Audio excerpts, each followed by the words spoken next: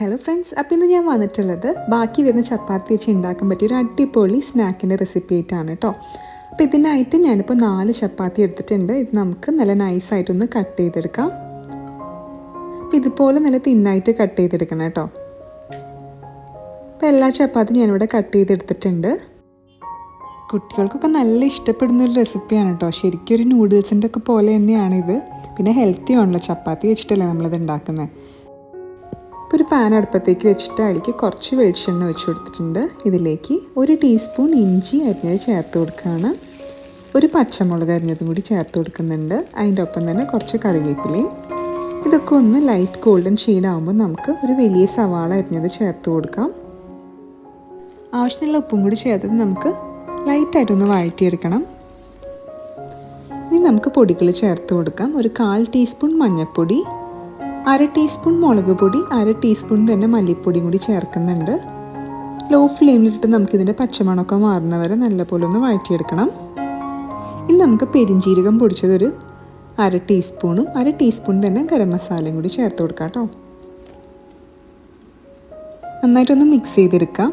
ഇനി നമുക്കിതൊക്കെ ഒരു സൈഡിലേക്ക് മാറ്റി വെച്ചിട്ട് ഒരു 3 മുട്ട പൊട്ടിച്ചൊഴിക്കാം.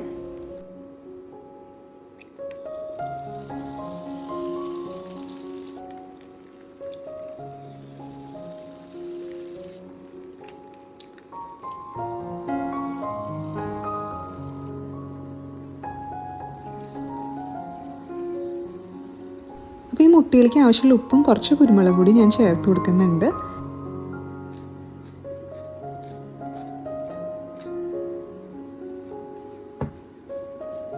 നന്നായിട്ട് നമുക്കൊന്ന് ചിക്കി പൊരിച്ചെടുക്കണം.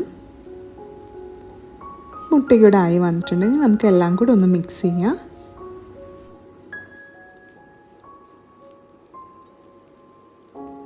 ഇനി നമ്മൾ അരിഞ്ഞു വെച്ചിരിക്കുന്ന ചപ്പാത്തി ചേർത്ത് കൊടുക്കാം.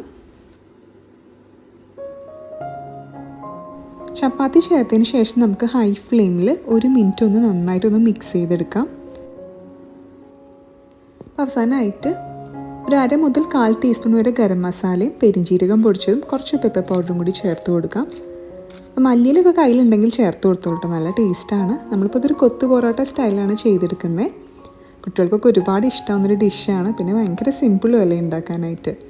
അപ്പോൾ എല്ലാവരും ഒന്ന് ട്രൈ ചെയ്ത് നോക്കണം കേട്ടോ. ട്രൈ ചെയ്ത് നോക്കിയിട്ട് ഇഷ്ടമാണെങ്കിൽ നമ്മുടെ ചാനലൊന്ന് സബ്സ്ക്രൈബ് ചെയ്യണേ. Thank you for watching. By.